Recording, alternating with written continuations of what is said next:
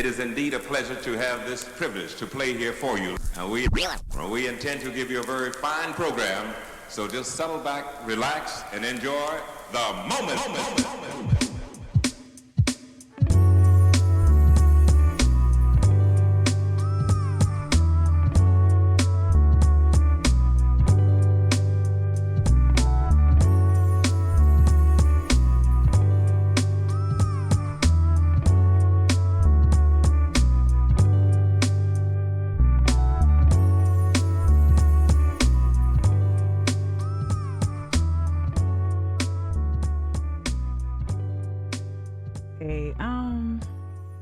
Now let me know if y'all can hear me okay. Yep. Really struggling. Struggling. I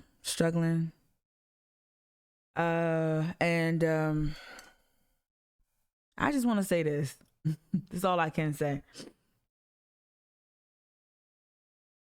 Mental health is real. Thank you, B-Man. Good morning on Facebook. Good morning, Debbie. Anna Marks, if you're watching. Good morning. Mental health is real. Yesterday was the 31st. Yesterday was 31st anniversary of the Americans with Disabilities Act.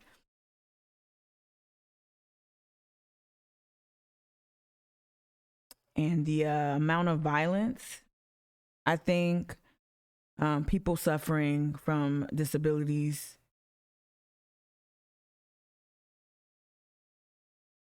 specifically mental health, the amount of the violence that representational violence I'm talking about, so in policy, has been really, really hard for me personally. Y'all know I suffer from bipolar disorder.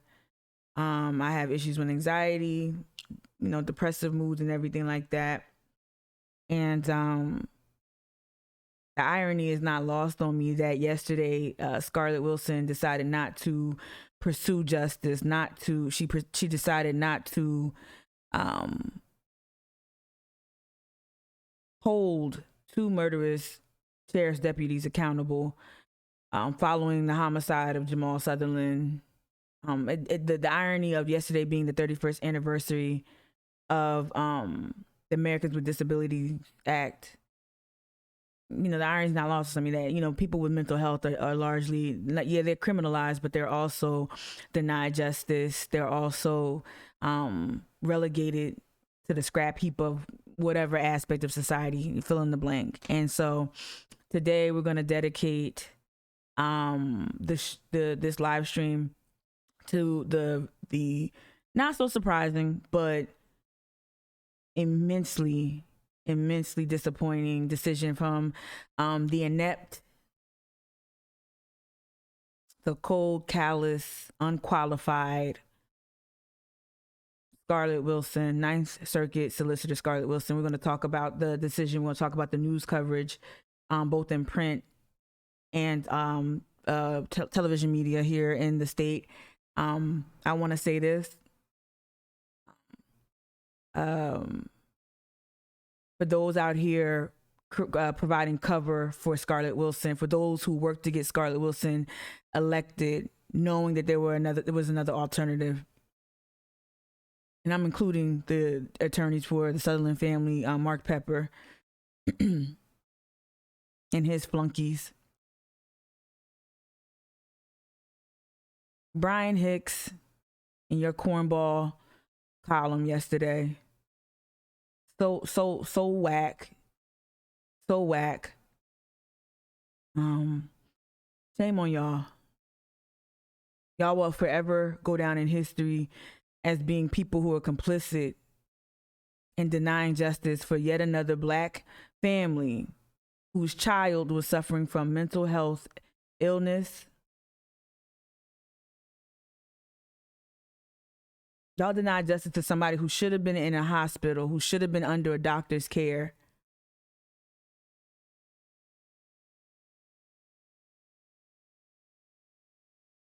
And you got the nerve to pen all these words, Brian Hicks, in your cornball column.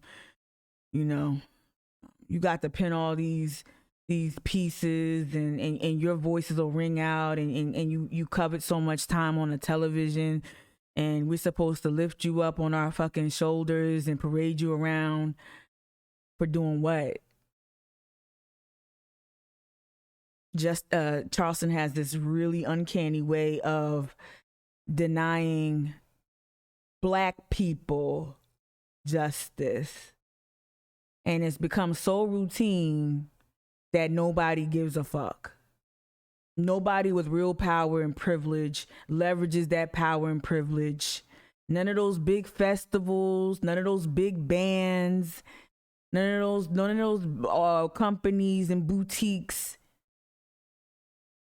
Nobody's saying shit. Because it ain't 10,000 people in the street where you can hide and take a calculated risk. Well, I can be seen in this crowd because, okay, there's 10,000 people in the street here, and then also there are protests all over the world, so I can hide here. I can hide here. But when it comes time for you to show up on a regular Monday, the 31st anniversary of the Americans with Disabilities Act, when it comes time for you to show up for a Black man who was murdered, whose murder we had to tragically watch on film, y'all are fucking silent. Living in Charleston is like being gaslit 24/7 and being told that nothing's happening. Nothing, your pain is not real. Your brother being pulled over so many times, that's not real. The cops having a quota and applying some sort of racial lens to some Fugazi ticket quota, that's not real. Use of force isn't real because we don't retain the footage and we don't make sure we don't document it. You know, living in Charleston is constantly being reminded that your pain isn't real if you're a Black person.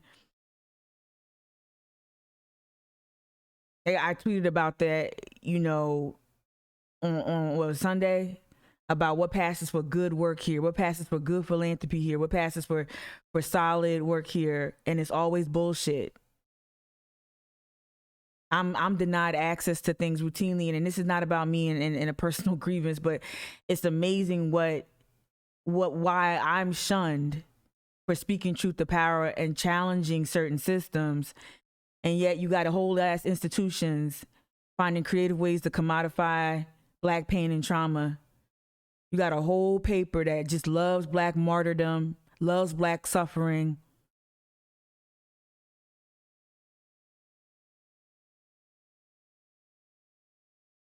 And that's all the story they'll tell you. Oh, look at this Negro who pulled themselves up by their bootstraps and they survived all these atrocities that we threw at them. And look, they survived anyway. Oh, look at this principal taking on 2 and 3 jobs to take care of students. That's not that's the kind of shit we see. And that's the kind of shit that's lifted up as justice or lifted up as like laudable work. It take a lot, man. Let me tell you something. I'm dealing with my own shit. I'm dealing with my own mental health shit. I'm dealing with my own being pushed to the margins because I have mental health. I'm dealing with my own shit. And on top of this, I gotta see this bitch take to a fucking mic. And yeah, I said it. See this bitch take to a fucking mic with her napped ass after being enabled and propelled to victory in the last election by Mark Pepper, by Black MAGA,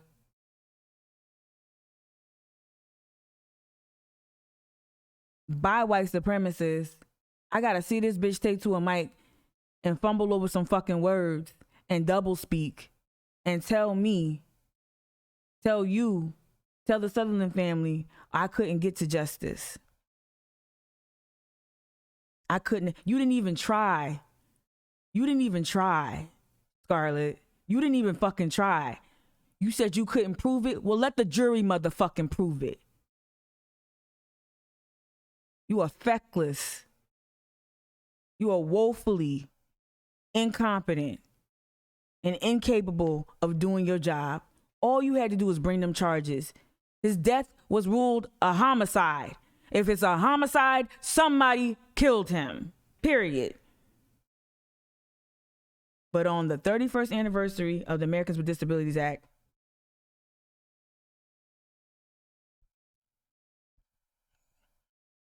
this chick said, nah, I'm upset. And if y'all take exception to the B word, y'all already know what time it is with this live stream. This is not Live 5 News, right? I'm not, right? This ain't what that is. I'm over it. And if you ain't apoplectic, if you ain't angered, if you ain't upset, then something wrong with you. If this is just another day for you, the irony of that man being denied justice, that family being denied justice on the 31st anniversary of the Americans with Disabilities Act, the irony of that, like you didn't even think to say, you know what? Maybe let's postpone this shit one more day because today is gonna look, it's a bad look. Everybody's talking about disabilities. This person was disabled. This person was disabled for being, this person was arrested for being disabled. How about we not do this today? How about we postpone it one more day? We done waited this man was killed, in January. We done waited so long. And for those of you who are committed to the idea that the settlement, I told y'all, keep the settlement separate. I told you the settlement, that's the family's business. These cops being brought up on charges, that's our business. That's our business. That's what we have to fight for. That's family music. We don't dance to family music. They settlement is what they got. They should have got 10 more million. They should have got 30. They should have got way more. Sky's the limit because nothing's going to bring back their son. That family should have gotten way more. Okay?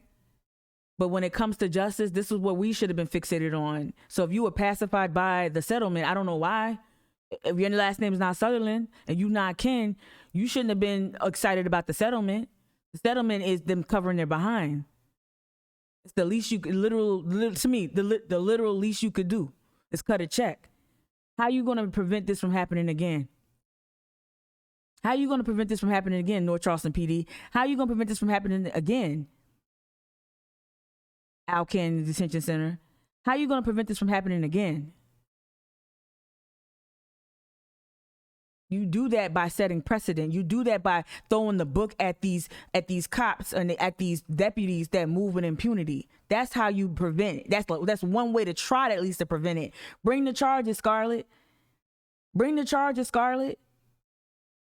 You done fumbled this thing from gate.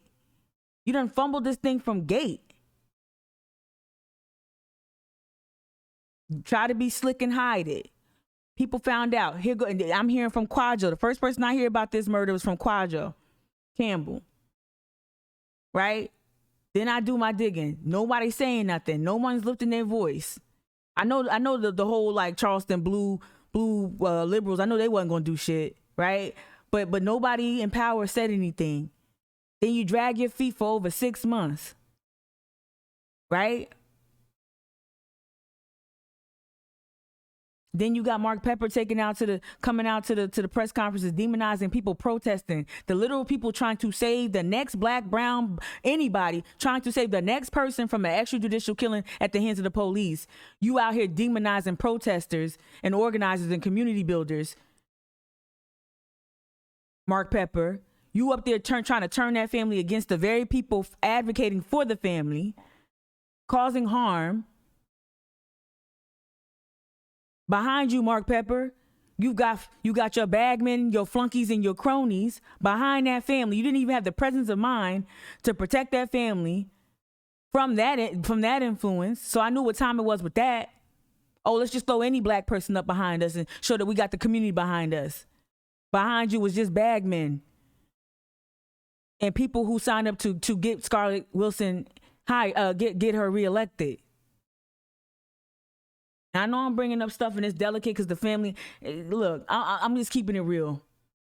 It's complicated. I'm holding the family in my heart. I'm holding the family in my head today. But the truth of the matter is the system at almost every level, including the family's representation, was complicit in this outcome. Period. And then you got this dehydrated ass motherfucker coming out.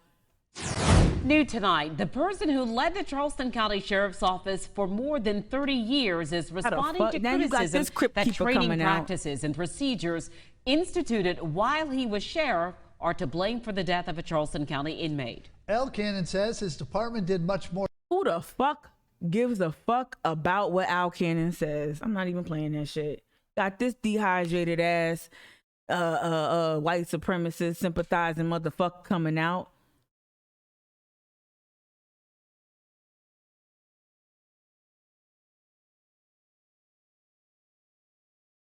He got something to say from his lazy boy. Let's thrust the mic in his motherfucking face.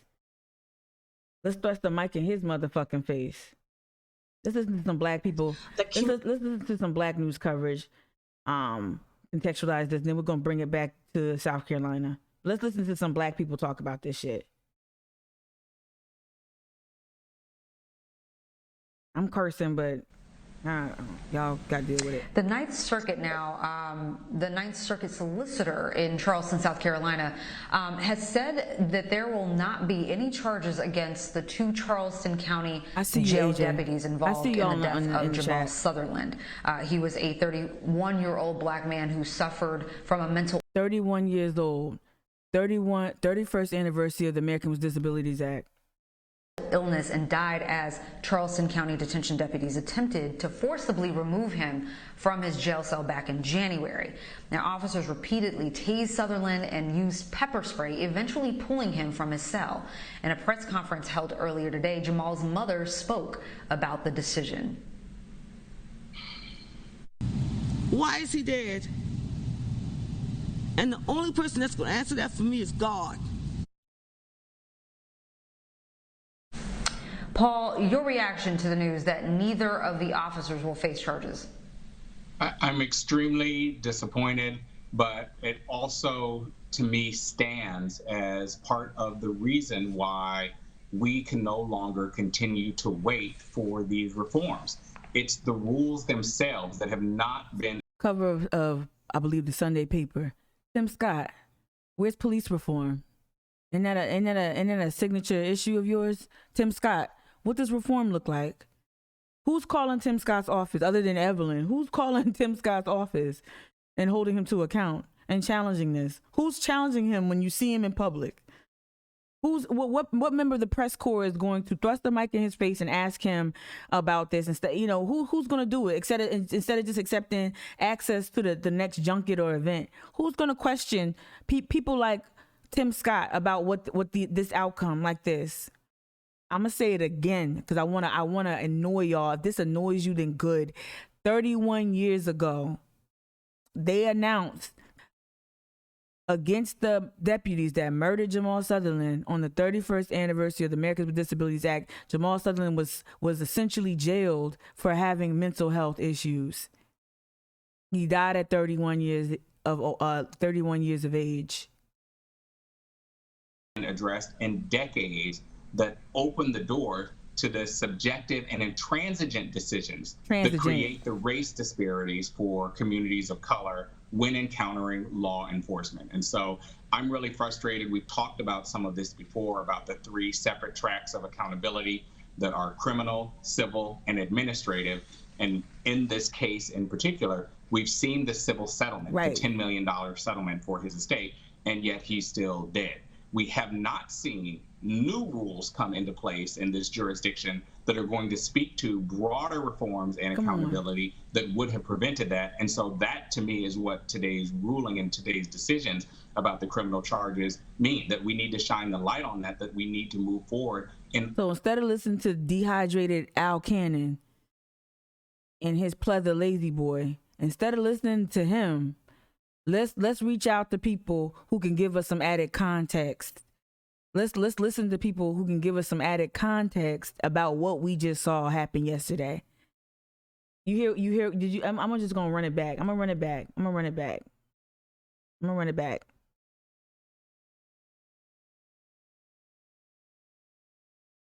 That are criminal, civil, and administrative. And in this case in particular, we've seen the civil settlement, the $10 million settlement for his estate, and yet he's still dead. We have not seen new rules come into place in this jurisdiction that are going to speak to broader reforms and accountability that would have prevented that. And so that, to me, is what today's ruling and today's decisions about the criminal charges mean, that we need to shine the light on that we need to move forward in all areas in order to make it happen. The criminal limitations in this case, which again reflects the subjective prosecution decision that was made. The prosecution said that they were limited by the mens rea, or the intent, that there couldn't even be a manslaughter because there was no reckless disregard in this case. But, you know, to me, that's a subjective interpretation for prosecution.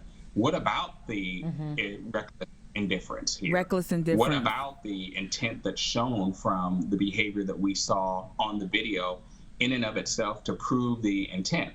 And again, I know and understand, no one knows that better than I do as a former prosecutor and a veteran prosecutor, that those are decisions that prosecutors make. But in this case, we are left with a death, and we are not left with a pathway to reform to make sure that deaths like this don't occur in the future.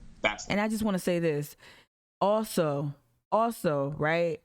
This man was jailed for a misdemeanor where he could have been ticketed. He ultimately, NCPD could have called the mental health, the third party, another mental health professional, another mental health unit. There was another option. I believe there were several other options. They could have called that entity. They could have ticketed Mr. Sutherland for what transpired within the Palmetto Behavioral Health facility. They could have ticketed him, called the mental health if they had to criminalize it at all, right? Because he's in distress. But if they had to do something, they felt they had to cover their ass or whatever, they could have ticketed him, but put him in custody of a mental health entity, a professional mental health crisis response unit. They could have done that. And then when he gets to the jail and he's still exhibiting symptoms of mental health distress, right? They still had the ability to postpone the hearing, delay the hearing that they were trying to get him out until he was given adequate mental health resources. They met this man with violence. They met this man with pepper spray. They met this man with what you can no longer call non-lethal option in a stun gun. You can no longer consider stun guns non-lethal. They kill people they kill people often. I don't have the statistics, so I don't want to be too hyperbolic. These stun guns, these tasers kill people. They put people in cardiac arrest, right? This man was in distress. And they sent deputies in there armed with weapons to get a man out when they should have sent mental health professionals in there armed with mental health aids to get him from the cell. It was so goddamn important to get him out the cell, even though they could have postponed the hearing. We know, previous long ago conversations with Stephen Bowden, previous conversations, Stephen says that they delay hearings all the time because of this very reason, because someone is in mental health distress or whatever. There's a health issue, maybe a physical health issue.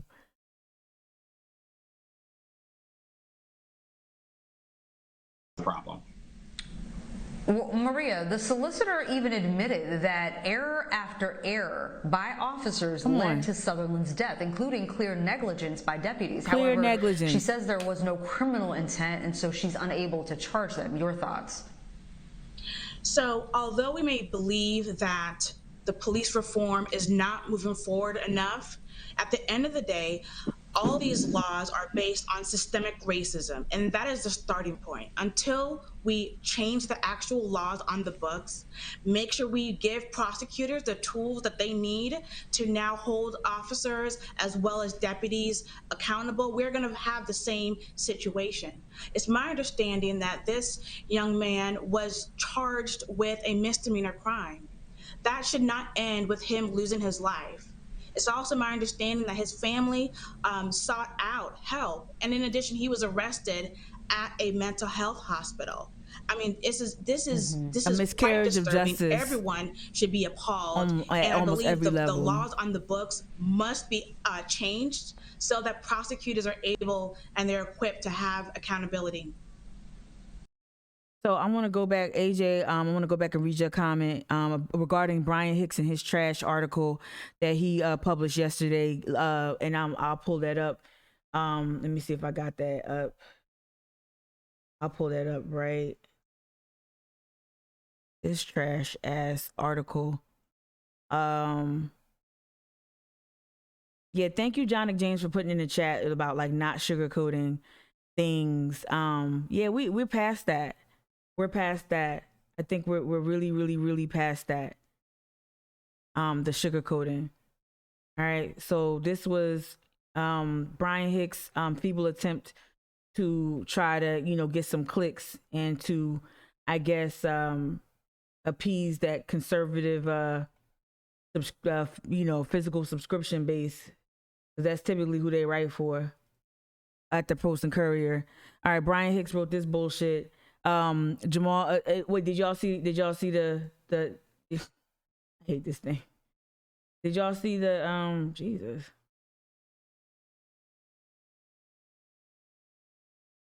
This isn't justice for Jamal, but it's not Scarlett Wilson's fault. Like, so that's interesting. That's interesting commentary.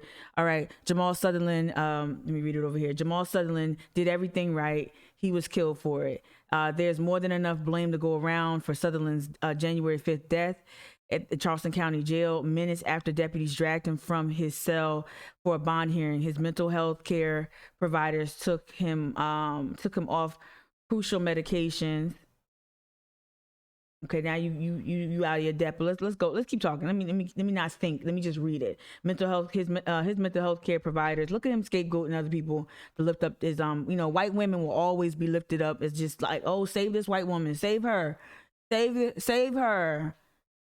Everyone's caping for her. Mark Pepper's caping for her. Everyone's caping for Black MAGA's out here caping for this woman. Everyone's caping for Scarlett. Everyone's caping for this woman, right? His mental health care providers took him off crucial medications and administered others with potentially deadly side effects. See, that's the bullshit.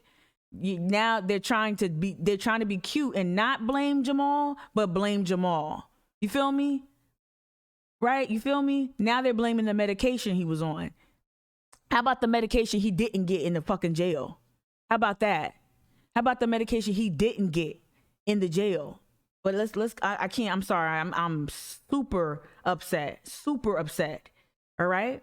Took him off crucial medication, administered others with potential deadly side effects. How many medications don't have side effects? So what that got to do with it? Like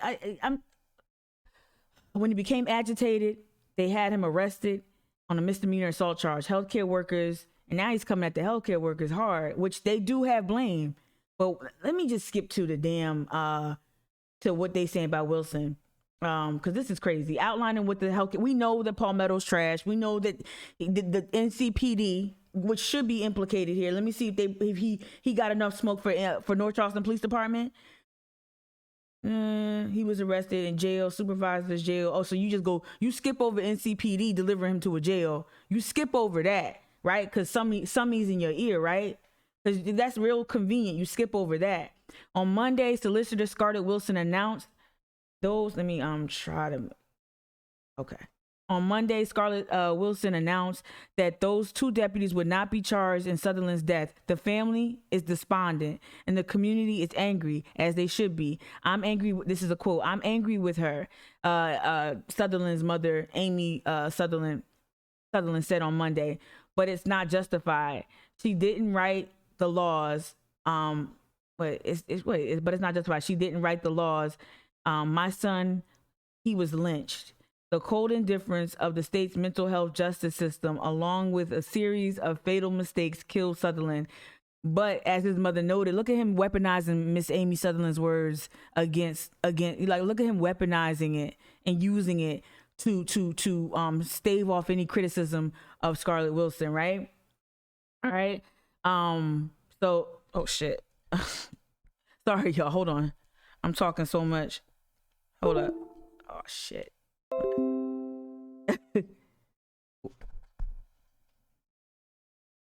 Hold up. 1, 2. Can y'all hear me? I'm good. Tell me if I'm good real quick. My computer was like fucking sliding. I'm like, what? I'm good. Okay, cool. Sorry about that. All right. Cool. All right, so you're seeing him now. You're seeing Hicks weaponize Miss Sutherland's words, using them to craft this really specific narrative. Let me calm down a little bit, and I want to read AJ's comments in a little bit. The other comments you wrote about Mark Pepper, AJ. Thank you, thank y'all. Thank you so much. Thank you so much, computer. I'm up here talking, the computer just sliding. Thank you so much. Hey, good morning, Courtney. Good morning, Courtney. Good to see you.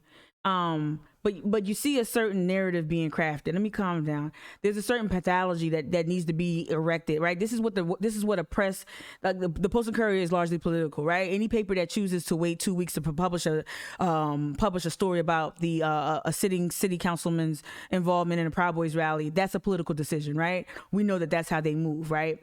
All right. So a Brian Hicks column is used also. This man is given leeway to provide commentary. That's not really impressive. You drop Brian Hicks in any other type of more competitive media market and he'd be floundering, right? So Brian Hicks is here and he's trying to use this black woman, this black grieving mother's words in a way to create a certain narrative. The narrative is blame everything except the actual institutions that failed Jamal Sutherland. And you also see a very subtle attempt in what I've just read so far. You see a very not so subtle attempt to again attack Graziano and what happened in the jail. That's why you also see an Al Cannon being so bold, right? Al Cannon has emerged from his crypt, with his decrepit, dehydrated hands. He's moved the top of the tomb, right? And he's exited the tomb to give his thoughts. He's doing that because this is what they want to do. They want to continue to scapegoat Graziano. Now, while I'm not impressed by Graziano, while I'm not a sycophant of Graziano, she is not the one. She's not the one, the two, or the three. Okay, so we have failures from the Palmetto Mental Health Facility, North Charleston PD. Why the fuck? What the fuck? Okay, Al Cannon Detention Center. Okay, deputy, the two deputies, right? Those are the three primary, but we also have another failure, and that's Scarlett Wilson. How come every article I'm reading implicates and indicts everybody? Indicts anyone Democrat leaning or the protesters, is either anti-protesters, anti-Graziano, or anti-Palmetto behavioral because they got a track record and now employees are coming out, employees are talking, and there's investigations being launched on this mental health facility. So they're fair game, but no one's talking about how many people die in jails throughout South Carolina. I talked about that reporting. Hundreds of people die in county jails throughout the state of South Carolina. And a lot of those deaths are not reported and will never get reported. If Jamal Sutherland's family wasn't as engaged in his health care, wasn't as engaged in his life, we would probably never know this happened because they do not report deaths at the county jail. They don't do it, nor do they provide adequate care in these county jails, right? So you see this very specific narrative being formed by Hicks, and he's using his column in a very specific way to indict the mental health facility, to indict the jail, right? He kind of has to admit that, hey, the cops killed him, but he won't go so far to say Scarlett Wilson had a moment here to bring about charges. He won't go that far, right? And instead he's using this mourning mother's words, her emotional words, right? An emotional outpouring. He's using that to frame this in a very peculiar way. And I'm using peculiar, but I really want to say is a lot of other things. The cold indifference, the state's mental health and justice systems, along with a series of fatal mistakes, killed Sutherland. But as his mother noted, Wilson isn't to blame. See, and that's Mark Pepper in her ear. If she did intimate that, because I did not watch the press conference in full, if she did intimate that, that's Mark Pepper. Right? She said she didn't write the laws. That's Mark Pepper talking. Right? You got a wolf in the hen house, y'all. You got a wolf in the hen house. And I know the result of the civil matter might have been favorable to the family, but that doesn't remove the fact, that doesn't change the fact that Mark Pepper was helping not just Al Cannon, but Scarlett Wilson get reelected. He was working to get both Al Cannon and Scarlett Wilson reelected. That was what he did. He recruited a lot of black faces, right? Like Tory, like Shaquem, right? He recruited a lot of black faces to help in that effort to confuse the black electorate and thinking that this white woman has the support of, and they got a bunch of other black lawyers and all that, right? A lot of other black lawyers stepped out there too on that endorsement ad that we saw, right?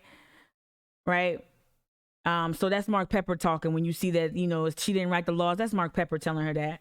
because she says she's angry. Because think about how conflicted Miss Amy Sutherland. I'm gonna leave off Miss Sutherland because I don't want to get anyone to mischaracterize that I'm attacking her, because I am not. I'm 100% supportive of the family, and I get that. Speaking of this issue, a more broader issue in terms of justice and systemic racism, you have to be able to see the whole picture, right? But think about the mother, think about how the mother is conflicted, right? She's saying this is not justice, but she didn't write the laws. She didn't write the laws, but she can definitely pursue. There were so many avenues toward justice. There were so many different avenues outside of a shrug emoji that Scarlett Wilson did not pursue. So think about the mother. So Brian Hicks, the mother also said she was angry, and her mother also said this wasn't justice. You're literally quoting the mother at a press conference she held, where she's airing her displeasure at the system's inability to hold the people who murdered her son accountable. You're literally writing and documenting that in this commentary, but yet you cherry pick the part where she says that Scarlett Wilson didn't write the laws. That's so weird to me. The mother's not out there congratulating Scarlett Wilson on a job well done. Literally the press conference is, I'm mad that my son doesn't get justice and he was lynched. I'm mad that the cops who killed him are not going to be held accountable. That's literally the press conference. But yet you pluck out that one phrase. That's how it works, y'all. It's not subtle. It's not subtle at all, right? Right? Okay. So he's saying that's on the state of South Carolina. As an experienced trial attorney, I know that I had no real choice, Wilson said. So as an experienced trial attorney, I know I had no real choice, Wilson said, based on the facts and the law, right? I'm gonna hop out of Brian Hicks, right? Because it's just angering me to see his smug face. And let's get back to news coverage, some news coverage of the actual outcome of yesterday. In Charleston now, the Ninth Circuit Solicitor won't be filing charges against 2 county detention deputies in connection with the death of Jamal Sutherland. You may remember Sutherland died after he was tased repeatedly by officers who say they were trying to get him out of his cell to take him to his bond hearing. Since his death in January, the officers were fired and the city of Charleston settled with Sutherland's family for $10 million. And making her decision not to charge the officers, the solicitor said she can't bring a case knowing she can't prove it beyond a reasonable doubt. Let me pause here and read AJ's last statement. AJ, on Facebook, you say this issue needs to be put on the ballot next year, especially when it comes to addressing mental health crisis issues. This needs to be laid in the lap of every single Republican candidate incumbent. 2022 needs to be the year of reckoning against the white supremacist power structure of those who that seek political office to continue to carry out the mantle of white supremacy. Since we are being told that the problem of the laws are not being fair, then any and all candidates and incumbents who are not committed to actually changing those laws, changing in all caps, right, do not need to be supported by the black community.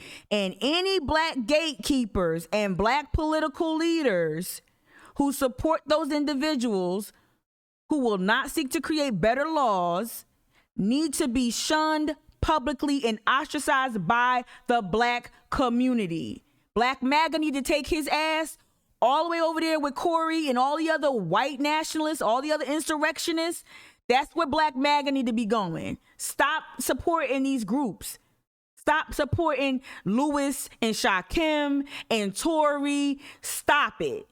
Stop it. Just because they partying with y'all at Club Deco, just because they out there rubbing elbows, and because you got, Mark Pepper's law firm and David Ayler trafficking in identity politics and plucking the most ambitious, greedy, money-hungry black faces and bloated bellies, stop falling for it. Stop falling for it. Should be shunned publicly and ostracized. You want to hang out with insurrectionists? You want to hang out with Proud Boys? Elvin, Shaquem, Tory, Lewis, You want to have a community center that's essentially, let me quote somebody who, and I ain't going to say I'm going to say, you know who it is. You want to sit out there and play with the Proud Boys, Maurice Washington, and use the community center as an outpost, a GOP outpost, quoting my friend. Shame on y'all. Just because you handing out a bunch of bananas and a bag of other fruit, we supposed to think that you down for black people? When you literally are supporting and taking checks from Al Cannon's campaign, taking checks from Scarlett Wilson's campaign, taking checks from Mark Pepper. Y'all better get the fuck out our faces.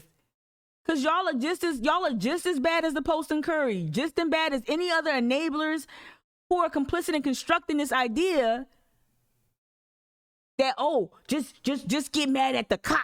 And don't address the actual systemic failures. Just get mad at the cop. You know, people who like to flatten this issue and just give you one villain to go after. And they made sure from the start, Mark Pepper made sure that Scarlett Wilson would not suffer any grave consequences.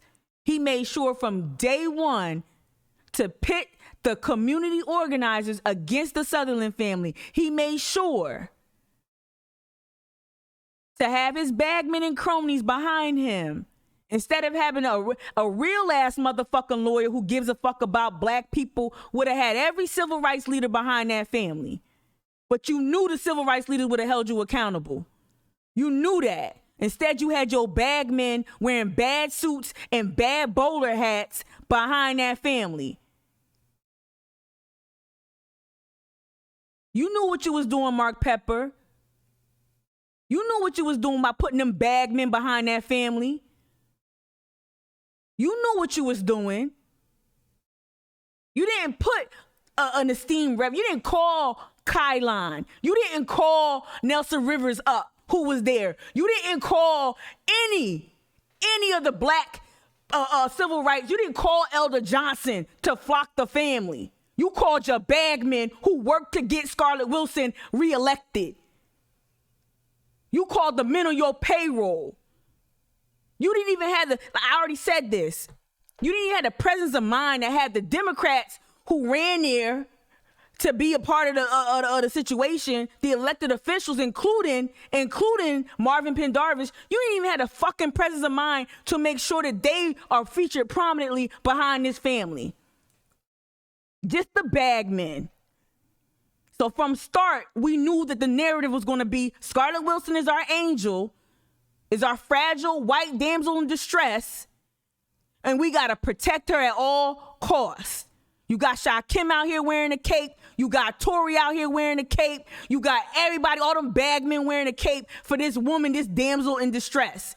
She's a flailing, failing, inept, bungling solicitor. She bungled it from the front, from gate. Tried to blame it on Jamal. She essentially blamed Jamal and his mental health issues. Blamed it on the toxicology results. Blamed everybody except the motherfucking police who killed this man. From gate. And y'all saw that when the coalitions was like, nah, that ain't gonna work. When ACLU was like, nah, that ain't gonna work. Then you had to go back and come up with another narrative. Then you had to go back another, 5 months and come up with another narrative. And now the narrative is, well, we can't change the laws. Scarlett ain't write the laws. We can't change the laws. That's the narrative now. Then you call the paper. You call Mark Pepper's daddy at the paper. You call PJ. You call Mitch. You call Brian Hicks, and you make sure that Brian is penning these milquetoast trash ass pieces. I'm code switching now, but I can write a couple things a little more spirited and actually motherfucking truthful than what Brian Hicks can piss out every morning, right? So you make the call. You calling Brian. You calling Mark Pepper's daddy who work at the paper. You calling PJ. You calling Mitch. You calling that shitty ass editorial staff. Y'all got a little kiki call. You talk about the strategy. Look, I'm going to give you exclusive access to the family. I'm going to give you exclusive details. You know, this is what's going on. Okay, this is what's going on behind the scenes. Okay, this is what I told the family. Y'all think that you think these things just get written? You think that they just like, this is just honest, this is just, you know, honest, old-fashioned reporting and shit? Not the Post and Courier. Not from everybody. Why you think every reporter is leaving the Post and Courier in droves? But a Hicks and all the other flunkies is still there. Why you think, you know, all the Caitlin Bird left, MK left, Hannah left, Sarah left. Why you think all these people are leaving, choosing to leave? Award-winning journalists are choosing to leave. Because they do good journalism. They're good journos at a shitty-ass paper. Pulitzer finalists and all, you still a trash paper, period. Had to get that off my motherfucking chest. And one of the tragic things about this case is your performance. Is that Jamal Sutherland did exactly what we ask of people to do. People with. It's so funny because when they start first, the shit they was kicking when they first happened, right? They made sure to blame, oh, what's in his blood? You saw it in the Brian Hicks piece, the portion of the piece that I read, blaming, oh, he was on a combination. First of all, Brian Hicks, you're not a medical professional, so you don't know what the fuck was in his blood system. You don't know what doctor prescribed what and what he ingested at what dosage level. But like Brian Hicks, the early reports, the early messaging from the solicitor's office was, oh, he was on medication, or his medication and the medication, and maybe it was the tasers with the medication. Remember that? So now you coming out and you like, oh, Jamal did everything right. Jamal did everything right. What was that energy on month 1, month 2, month 3, month 4, month 5, month 6? Where was that energy when you said that it was undetermined? He died undetermined. We literally watching with our own eyeballs, literally watching this man get dragged from a cell, hooded, tased repeatedly, pepper sprayed while experiencing acute mental health distress. And then you gonna come out and say, oh, undetermined, shrug emoji. Now you had to change it again. Public pressure. Shout out to the coalition. Shout out to the coalition. Shout out to Josh. Shout out to Shaquille. Shout out to Marcus. Shout out to everybody, Melissa. Shout out to everybody who's part of the coalition. Shout out to Emily, ACLU, Cajun. After public pressure, you switched it to homicide. So now we know it's a homicide. Now we seen the video. Now we saw all of that. We see the North Charleston PD deliver him to a jail instead of delivering him to another mental health facility, right? After all of that, you get your bad highlights, your chunky highlights, and your bad blowout, and you sit here and said that he did everything right. With mental illness, what do we ask of them? We ask them to know no shame, to acknowledge their struggles, and to get help when they need it. And that's exactly what he did. He committed himself to a mental health facility because he knew that he was struggling, he knew that he was having issues, and he went there for help. And while he was there, just a few days, we know the story, Scarlett. He realized it wasn't working. Don't tell me what he did. Tell me what you ain't do. Tell me what you not finna do, because that's what we really want to hear you say, what you're not going to do. This preamble of what happened, we know what happened. We watched the tape. We know what happened. We know what happened, Scarlett. Tell us what you ain't gonna do. And that he was getting worse instead of better.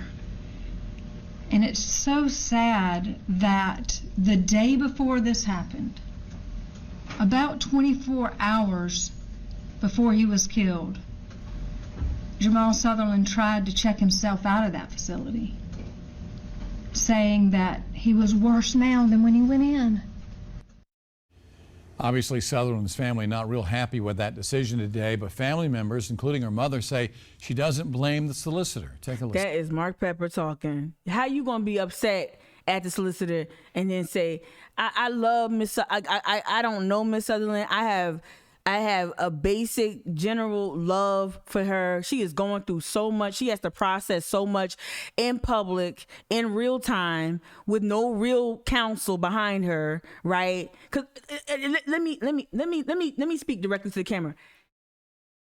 Following George Floyd specifically, if your lawyer can't get you a few $1 million in a settlement, then he's complete trash.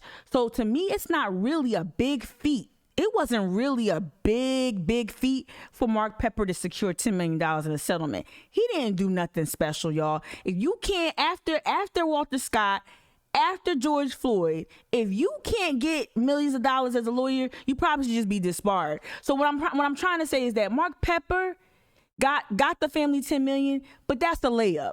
That's an alley-oop. That ain't especially after the video came out, right? So Mark Pepper, you don't get I know you probably did a little victory lap because you got this big award and yada da da da da.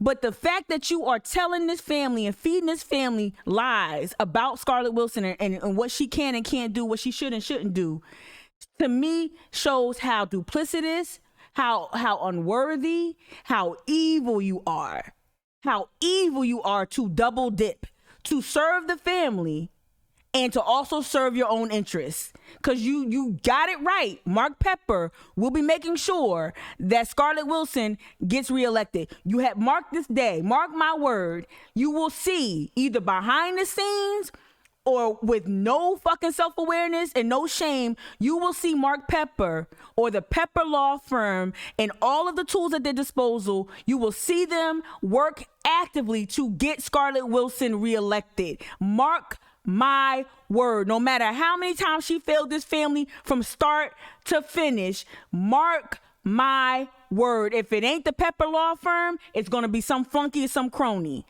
that's Pepper adjacent. Mark my word on that. How you gonna serve the family and the solicitor's office? And how nobody's in the family ear telling them that there's a conflict of interest here. I don't think this dude can serve two masters. And again, getting $10 million, a layup. You ain't do nothing, Mark. I bet you there's 10 lawyers outside of Philly that I could call that could have got fucking probably more than that. You ain't do nothing crazy. It's a layup. After George Floyd, it's a layup. So you ain't special, Mark. You're not special. I know that coke can make you feel high and mighty sometimes, right? And you know, invincible. I know how cocaine can probably work on people, but you know, don't start feeling yourself. I know how that cocaine can start making people feel completely invincible, right? I know how that is, right? Right, Mark? Right, Mark? Right? Your brother's jeans, right? I'm so fucking mad. He gave away his life. Ain't got wolves in the hen house. And the only person that's going to answer that for me is God. I'm not looking for no answers from anybody. Y'all can't answer the question why y'all killed him. So I know y'all can't answer all the questions. But I see you, Allie. Personal injury lawyers get about 40% of the settlement. Hello. I leave Jamal's death in the hands of God. He will take care of it. That family should have got an easy $30 million. I'm going to be a fighter. Y'all going to see me fighting. I promise y'all, they ain't going to do that again to nobody. Once the check clears, somebody need to wrestle this family away from Mark Pepper. Once the check clears, somebody need to get this family away from these gatekeepers. Once the check clears, they need to get this family away from this lawyer ASAP. Once the check clears, they need to get this family away from Mark Pepper. Let the check clear. Let them fucking do what they got to do as a family. And then they need to get this family away from Mark Pepper.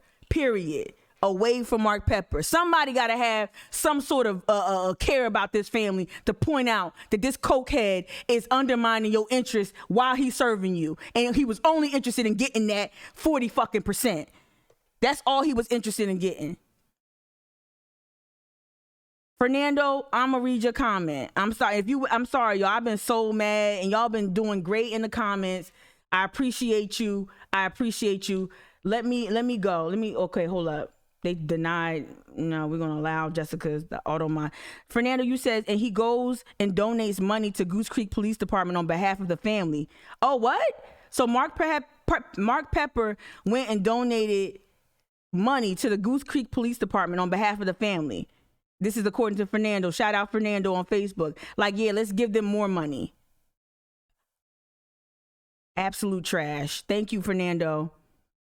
AJ, you said 6 years after the unity on the bridge, Charleston strong and all that. I can't even, this is a long comment on Facebook. 6 years, but you're right. 6 years after all of that performative mumbo jumbo walking across the bridge. And here we go with these outcomes, right? Yeah. AJ, I got you. I just saw. I got you. Good morning, Tracy. Good morning, Jazz. Good morning, Allie. Let me go back to Twitch real quick. God, this poor woman is in pain. Yes. And you can feel it is palpable, right? That's what police departments do. They're primed to settle. Right. Exactly that. Same facade earlier, you said all that to blame the facility instead of the officers and directly involved with his death. Absolutely. Somebody connected to law mentioned to me yesterday. Let me see if I want to read what they said without disclosing who they are. I got some good stuff. So this is what the legal professional who watched the press conference says. She clearly didn't want to charge these deputies. This was never murder, which requires the state to prove malice aforethought. Think premeditation or shooting someone during an armed robbery. Okay, they were never going to be able to prove that here, essentially, because it happened so quickly. But she never discussed assault and battery of a high and aggravated nature. Okay, take murder off. So this legal professional is saying take murder off the table. She could have brought up charges, right? He's saying that like a bank robber, let's say a bank robber goes in there trying to rob the bank, but they shoot and kill somebody. That's not murder, right? But there are other charges you could have levied. He's saying she could have brought up, I just want to get it right. Okay, she never discussed assault and battery of a high and aggravated nature, involuntary manslaughter, or reckless homicide. She never lifted those up as options. Those are the go-tos in an unintentional death case. So the go-tos are involuntary manslaughter, reckless homicide, or assault and battery of a high aggravated nature. Did y'all hear any of that at the press conference yesterday? Did anyone hear any of that at the press conference? Come on, lawyer. Come on, lawyer. All right. Those are the go-tos in the unintentional deaths. For example, sometimes a person will punch someone and the victim falls backward on concrete, hits their head and dies. It's clearly not murder, but the person did use an unreasonable amount of force based on all of the circumstances. And because it's foreseeable that someone could die if their head bounces off concrete, it's assault and battery of a high and aggravated nature. This is a routine option for police and prosecutors when they want it. So when it's a black person doing it, if a black person punched somebody, that person falls and hits their head, it's assault and battery of a high and aggravated nature. They reach for that shit for us, for marginalized community members, right? For black and brown people, right? They reach for that shit for us. But when it comes to cops killing people, shrug emoji. Here we go, right? Right? This law professional says, I think this is a lot like her throwing away the Slager case, right? They frame this as their opinion. This is their opinion. But she threw away, did she throw away the Slager case? Anybody with information, can you drop that? She threw away the Slager case? Like, can you tell me what Scarlett, what was her connection to the Slager case? Anybody can drop that in the chat for me? Okay, so this is their opinion, but she threw away that case when she claimed that Walter Scott, she claimed that Walter Scott died because of his foolishness. That's a quote. Okay, this is the legal professional's opinion. She threw away the Walter Scott case because when she said that when he died of his foolishness. Scarlett is a lot of things, but she isn't stupid. She's calculated that nobody will call her out on the other options, and nobody did, right? It's really disturbing that she excused the police for basically two reasons. One, the culture of the sheriff's office at the time. The time taught them that this kind of reckless behavior was acceptable. Two, that they had used force like this before and nobody died, so it wasn't foreseeable that he would die in this situation. All right, that's the converse of the logic used to prosecute individual Nazi soldiers in war crimes for their war crimes. At some point, your innate humanity has to trump blind obedience to following orders. That's to the deputies. At some point, your innate humanity, if you got it, I guess, your innate humanity has to trump blind obedience and following orders. If you, he's going with the Nazi analogy, and look, I'm not diminishing the Holocaust. I don't want anyone to mischaracterize that, but he's using how Nazi war criminals were brought to justice, right? Oh, I was following orders. So we're not diminishing the atrocity that is the Holocaust or anything associated with that. I want to frame that very carefully. We're using how justice is I guess employed, or what things are used to bring about justice when atrocities are committed, okay? I want to be very clear with that. So to continue with the Nazi analogy, it might be best to leave. Oh, sorry. All right. So anyway, okay. So I get, I'm reading in real time. That's fine. But we're using a Nazi analogy, whatever, right? Okay. So let's put that to the side, right? At the end of the day, this is a nakedly political decision. She gets to save face by falling back on an alleged federal investigation, right? Because the FBI is investigating, right? I bet she starts whining about the legislator not giving her the tools to prosecute. It's true that we need degrees of murder like Minnesota did in the Chauvin trial, right? But she had every tool she needed. Okay, and he says, and Nancy Mace is kind of giving her the same cover. Nancy Mace, remember when Nancy Mace logged in on this? Nancy Mace, Brian Hicks, Mark Pepper, right? And now you got also Al Cannon coming out, right? These are all people giving her cover. Does that make sense? And I'm going to go back up to the Nazi analogy again. I just want to make sure I read it right? Okay, so he's saying, and again, not being indelicate or being insensitive, just using that analogy, right? All right, so I'm gonna read that again because I read it really choppy. It's really disturbing that she excused the police for basically two reasons. She excused them for, number one, the culture of the sheriff's office at the time, Al Cannon's culture, right? Al Cannon's culture at the time taught them that this kind of reckless behavior was acceptable. And number two, that they had used that kind of force before and nobody died, so they thought it wasn't foreseeable that he would die in that situation. And he goes on again, and I want to just frame it again. The converse of that logic is used to prosecute individual Nazi soldiers for war crimes, okay? At some point, your innate humanity has to trump blind obedience to following orders. Does that make sense? Thank you so much. Secret Squirrel. Thank you so much. I'm going back to Facebook. All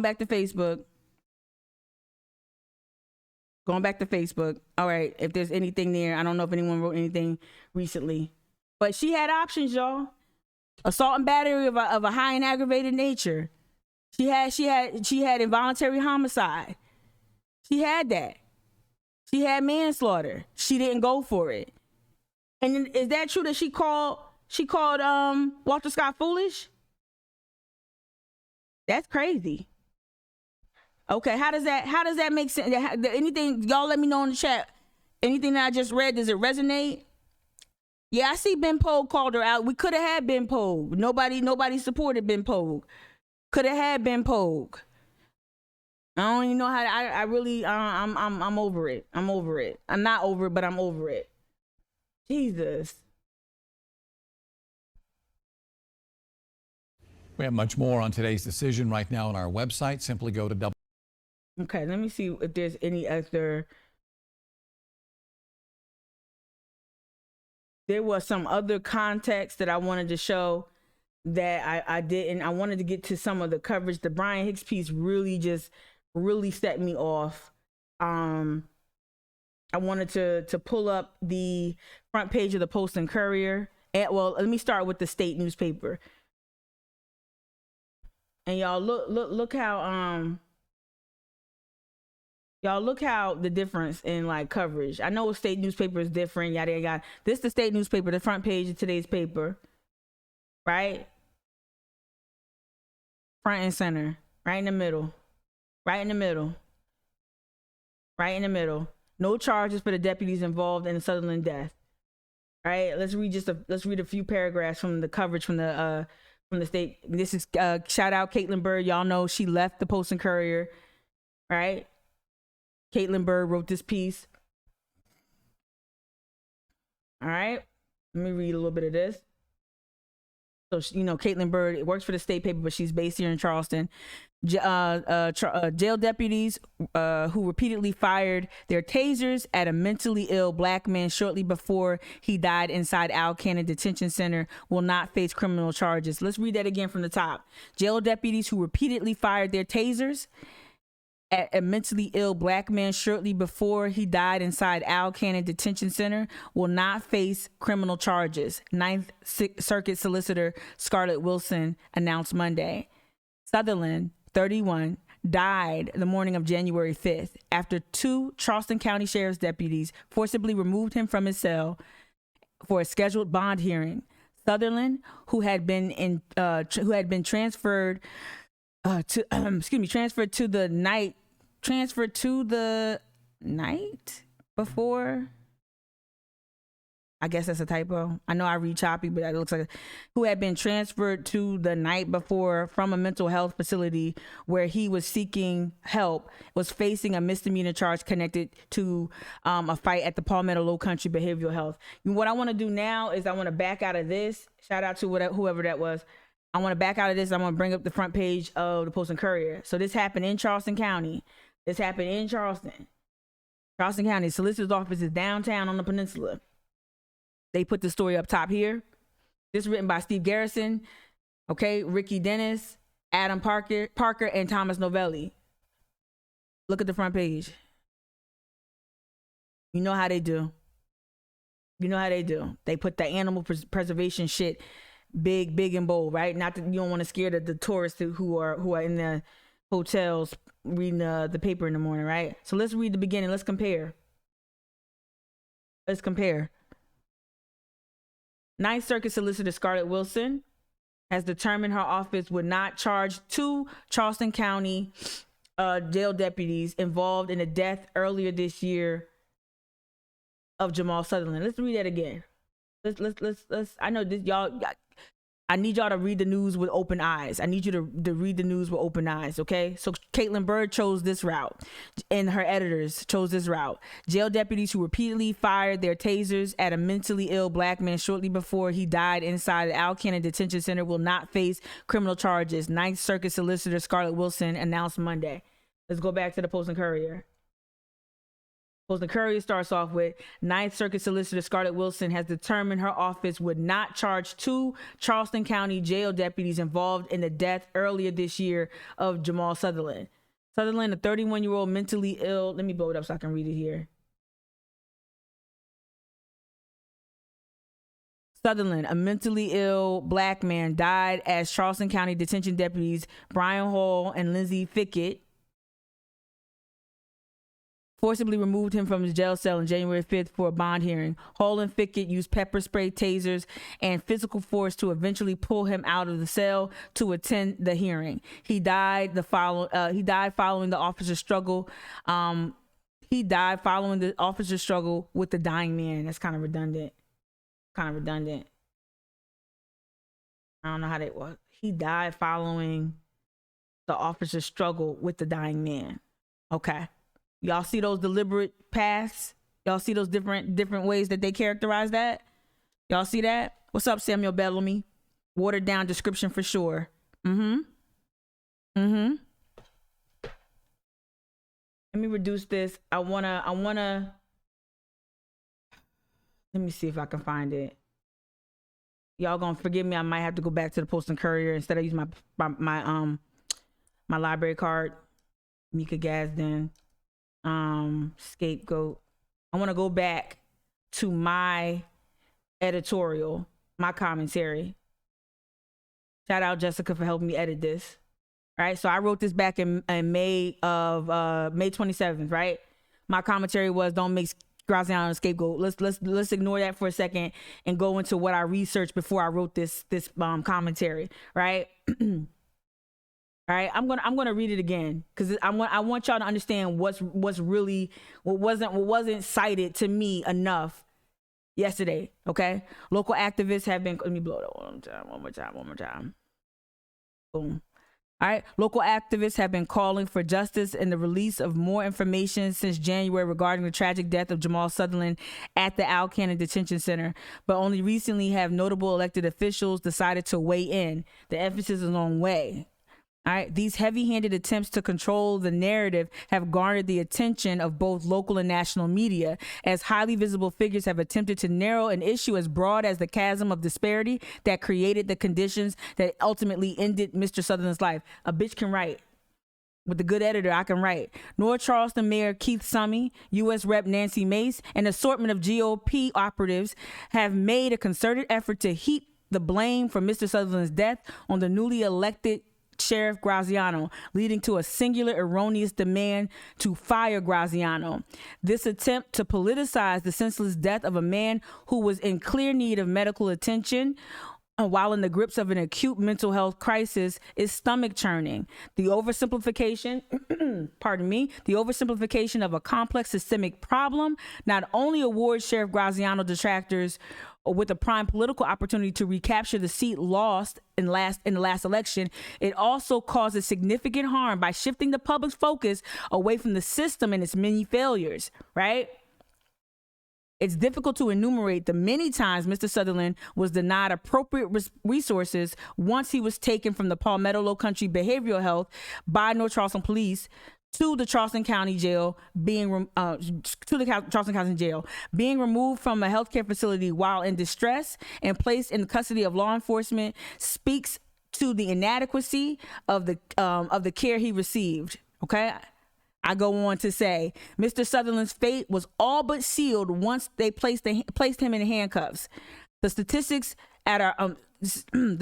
in our own local media's reporting bear that out. This is the part this is why I wanted to read this today, y'all. In September of 2019, the Post and Courier published a story that revealed at least 153 people had died in custody at local South Carolina jails over the previous years. One case that stands out in the reporting from Angie Jackson is that of Brianna Beeland. Miss Beeland, like Sutherland, was 31 years old, though their struggles were different. Battling addiction, Miss Beeland succumbed to opioid withdrawal in 2017 while in custody at the Al Cannon Detention Center. Miss Beeland, like Sutherland, deserved better.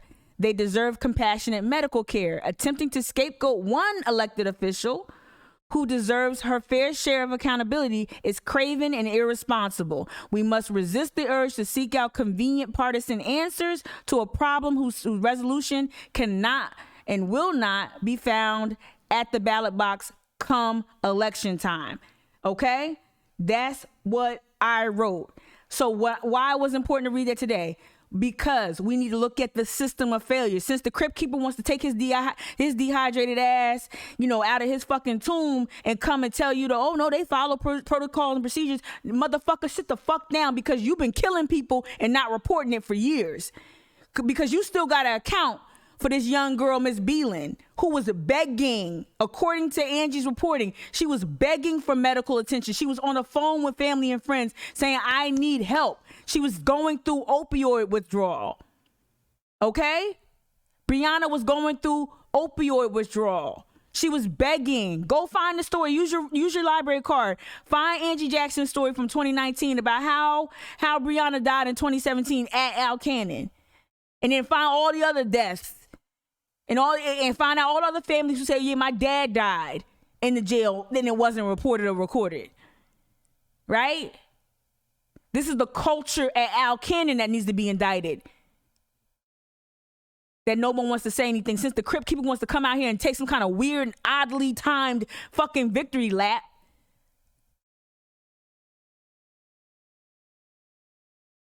Like, come on. Go, man, go. If you don't go somewhere, and I ain't trying to be ageist. Look, I'm 40 years old. My gray hairs is showing. You know what I mean? I get it. God willing, I'm gonna be 80 and dehydrated. I'll never be dehydrated, okay? Because as long as they making hyaluronic acid and all that, I'll never be dehydrated. And black don't crack. But I ain't trying to be ageist. But if you don't sit your ass down and go enjoy a fucking few rounds of golf on one of these munis out here, one of these municipal courses, if you don't go sit your ass down somewhere, okay, and go enjoy, your beach rental, if you don't go somewhere and sit down and enjoy retirement life and stop trying to be a kingmaker, always these reanimated corpses, these reanimated political corpses, Riley and Cannon pulling strings from behind the scenes, right? Got Riley out here still doing dirt. You got Al Cannon out here still doing dirt. Go ahead and play you a couple rounds of golf and shut the fuck up. Don't worry about what the motherfucking players is doing. Do your thing. Do your thing. You want to sit here and put your hands on your hips in your home and act like you doing shit. We ain't forget that you was out there in the battery with a gun. We didn't forget that shit, Al Cannon. You was out there on the battery trying to protect the Confederates, neo-Confederates and white supremacists and the Lightfoot militia. We didn't forget that you was out there on the battery with a gun, trying to act undercover, sitting on the side of the protesters with a gun. You wasn't there for us. You was there to make sure that the white supremacists didn't get attacked. We saw you out there, Al Cannon, with a gun, trying to intimidate protesters. We saw you out there. We ain't fooled by you. Please. Get out of here. I wanted to bring this up. Washington Post. Shout out Jessica. And whoever got a bounce, I'm working through. Shout out Jessica for my subscription to the Washington Post, right? Right? So Washington Post has this fatal force database. Washington Post has this fatal force database that tracks every person in America killed by police in the past year. 949 people have been shot and killed. This is shot and killed by police last year. This is shot and killed. You can go down the database. You can see all these stunning statistics.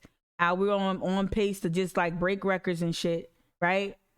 You can look at that, and then you scroll all the way down here. You go by state.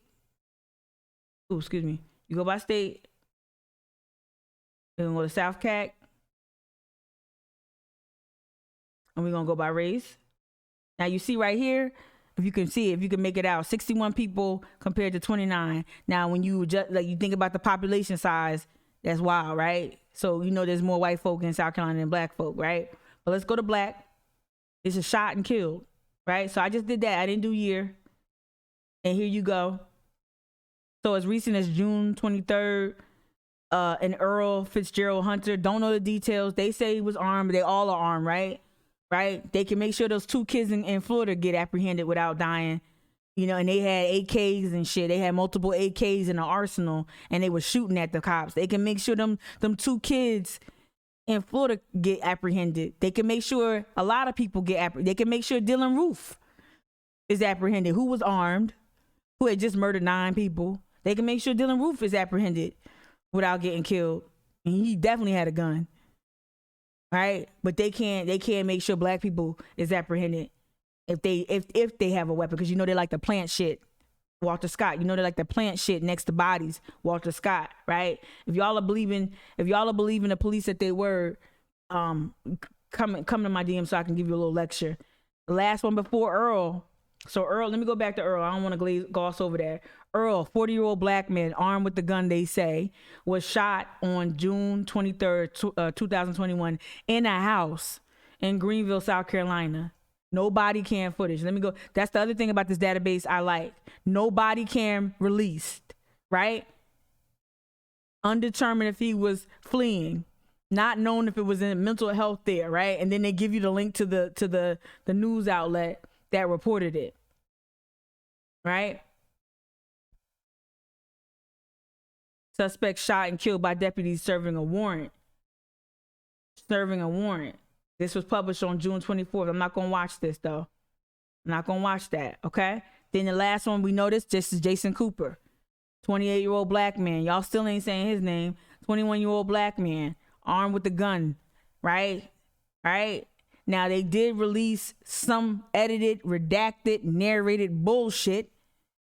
Luther Reynolds and them released some edited, redacted, narrated bullshit and calling it dash and body cam. Or no, body cam, right? We still don't know what happened. We still don't know really what happened because it was edited, redacted, chopped up, narrated. It was everything, but they did everything but bring screenwriters in to write fucking scenes and have actors portray, like they did everything but make it a movie, right? So the database will tell you how many people in South Carolina died over the year. Y'all can keep clicking.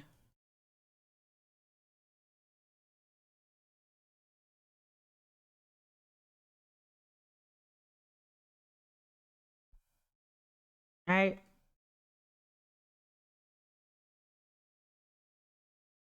I don't know. I'm really angry. I don't know. I'm really angry.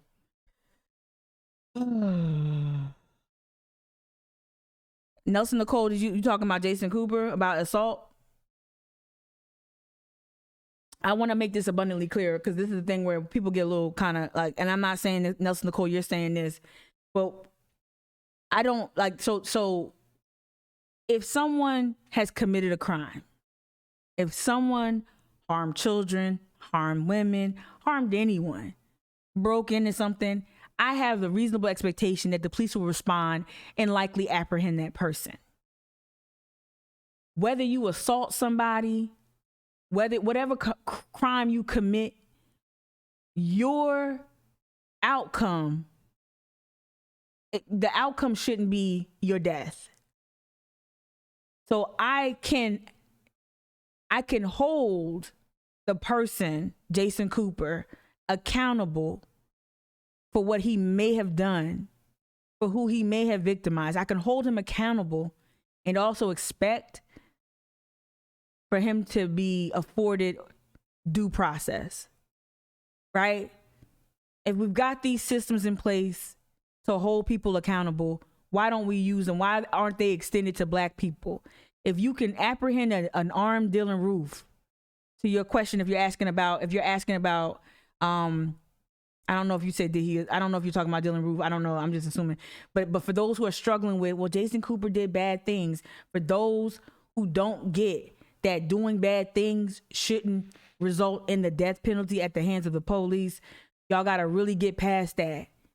We got to stop that. That's the pathology that has sunken in, that black people are criminals and that this outcome is normal. This is not normal to murder citizens at this rate, at this frequency. This is not normal to kill black people, black children, black women with impunity.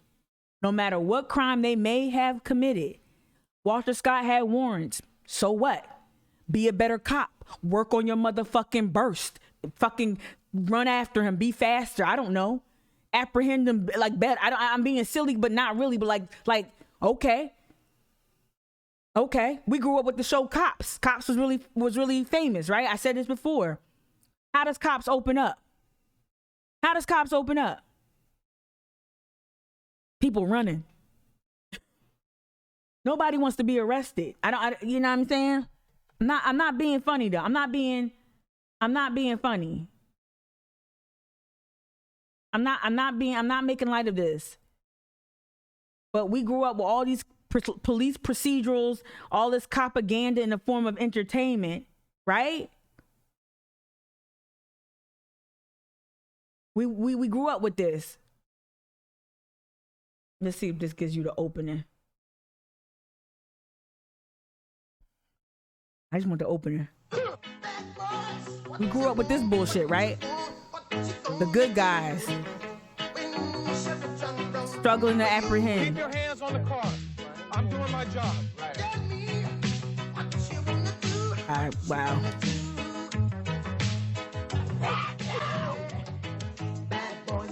We see the cops, all this bullshit. Cops running. Cops in pursuit on boats, right? Cops struggling because nobody wants to be arrested, right? Cops slamming people. People trying to get away, right? Ain't that a part of law enforcement? Right? No one wants to be apprehended. So why now have we graduated from why now have okay, we're just gonna shoot you in your back. We're just gonna shoot you in your back. We're just gonna hop out and shoot you in 13 seconds. Okay, we're gonna just fire shots from outside into your apartment complex. Right? Like when did all of that become acceptable? And this is certain, a certain narrative, a certain pathology that has set in that we've accepted. Right? And again, I'm not trying to mischaracterize what was said in the chat. Okay, I got you. But there are some people who are struggling with that. Like the criminality of the assailant it trumps the cops' overreaction and use of gratuitous use of force. Right? I thought this was interesting. I thought this little mini doc was interesting. The death of an unarmed black man. So this is from Vox. It's from last year. It's a brief history of police impunity and black death. Black Americans are 3 times more likely to be killed by police than whites. This is from Mapping Police Violence. So along with the Fatal Force database from the Washington Post, another source is Mapping Police Violence. And let me say it again, Black Americans are 3 times more likely to be killed by police than white Americans. It has been incredibly difficult to prosecute a police officer successfully.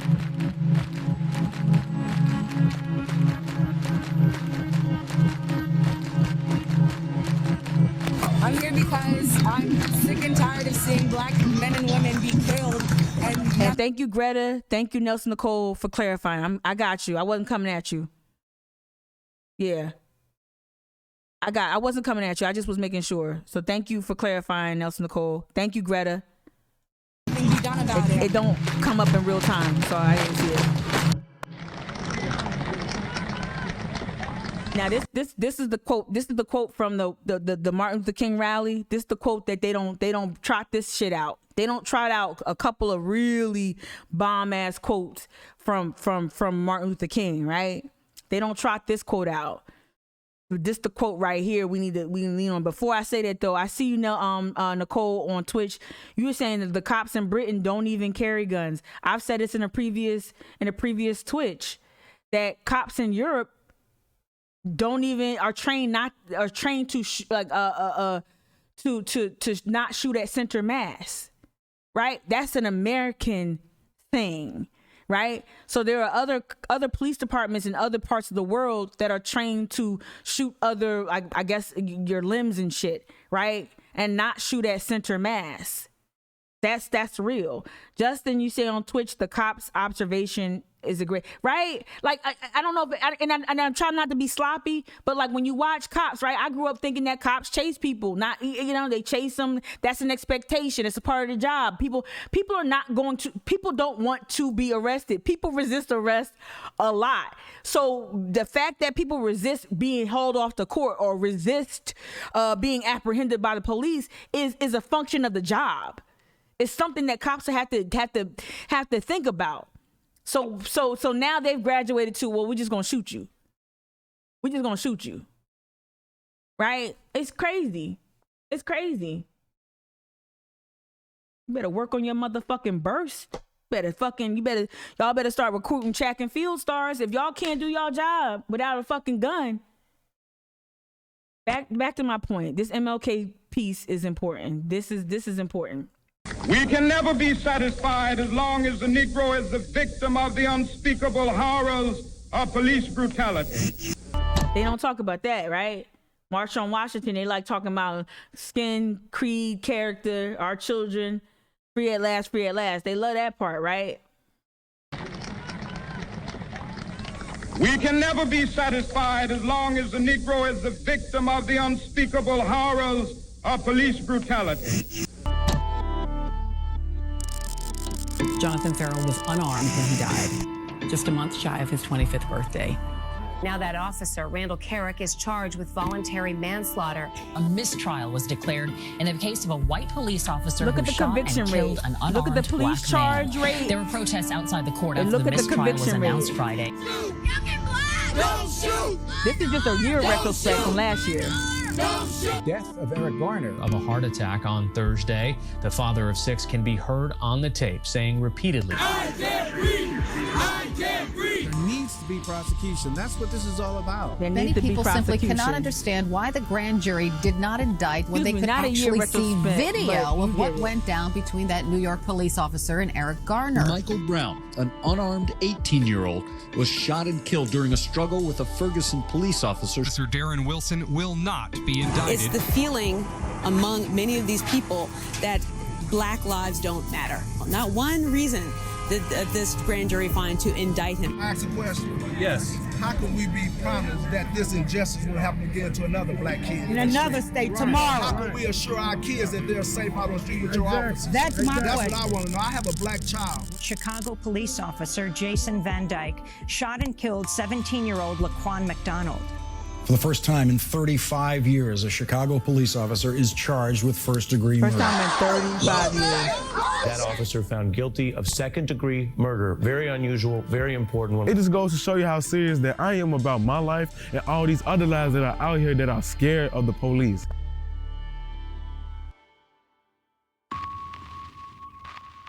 Tamir.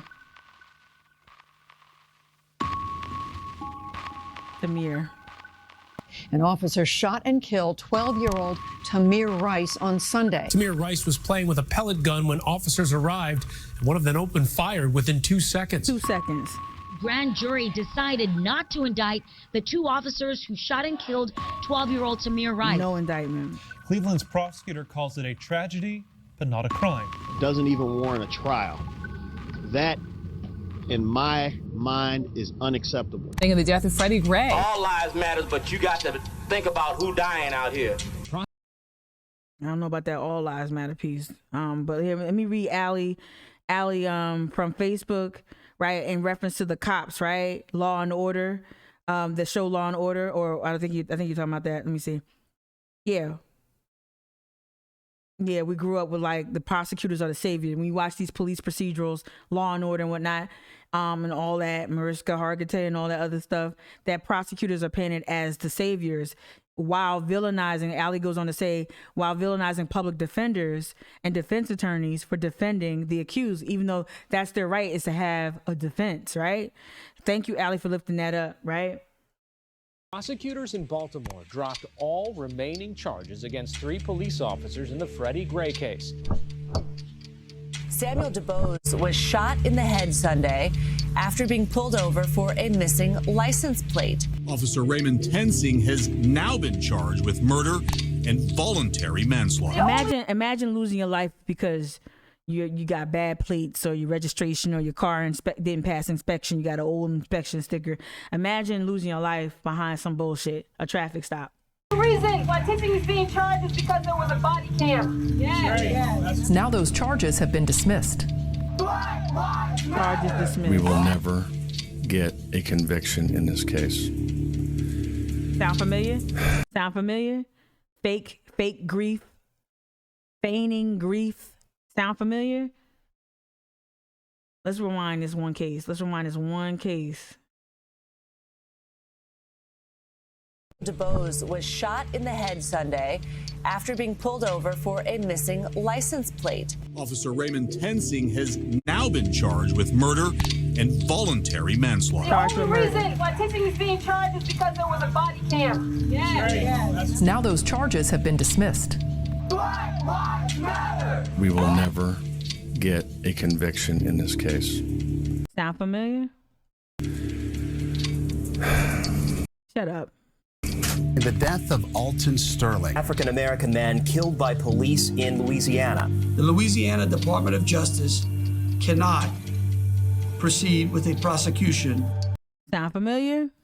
All we want is the same justice that they put against us whenever we go through certain trials and tribulations. Philando Castile, a supervisor at a school cafeteria where kids loved him. Police officer Geronimo Yanez shot Castile to death while he was in the car with his girlfriend and her 4-year-old daughter. Jurors found Yanez was reasonable in his decision to found that he was reasonable in his decision.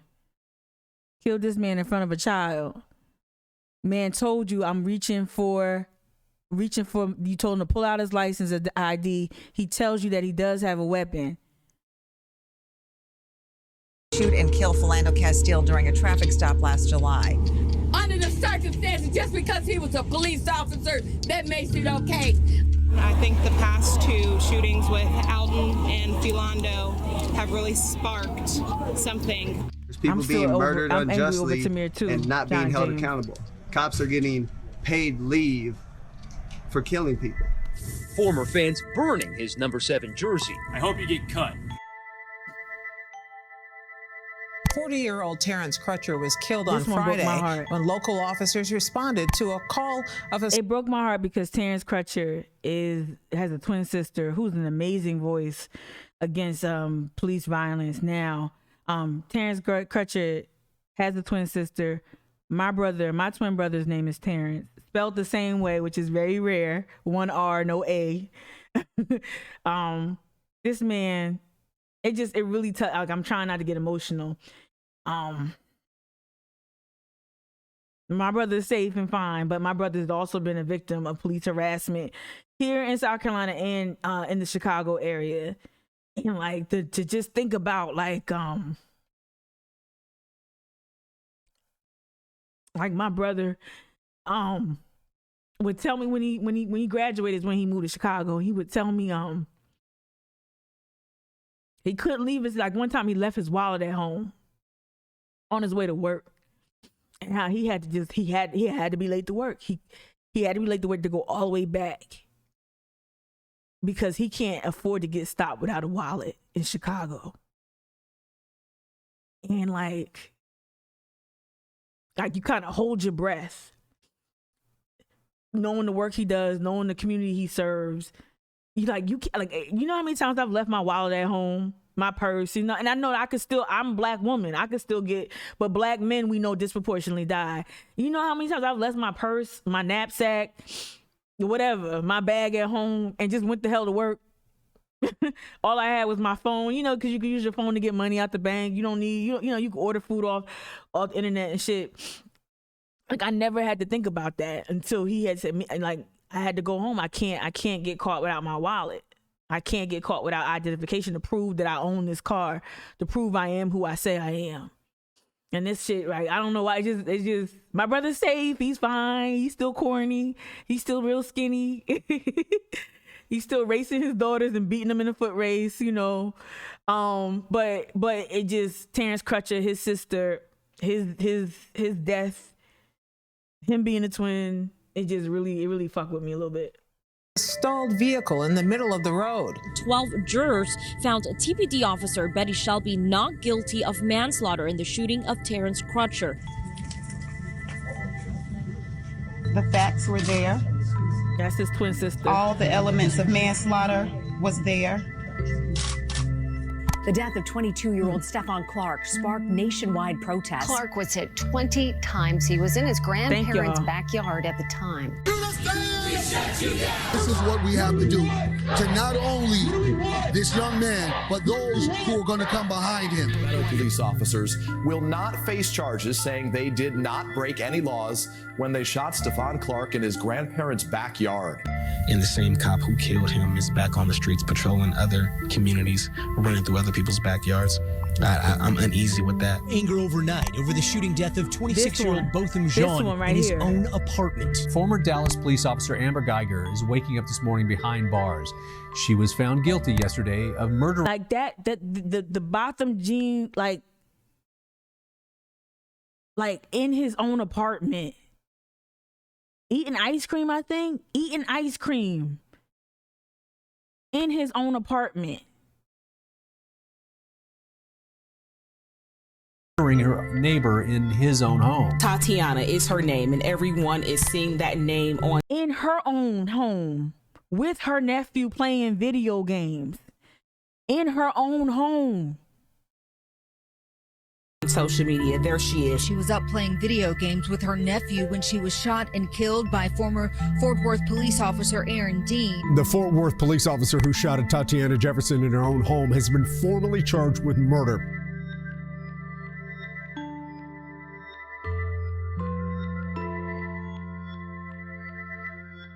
Let's rewind that statistic.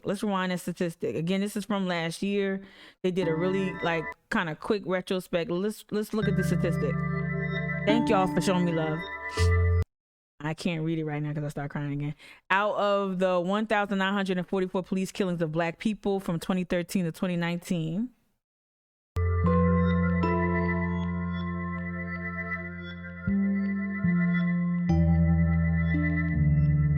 charges were brought against police in 3% of the cases. So out of roughly almost 2,000 cases, fewer than 1% of police killings reached a conviction.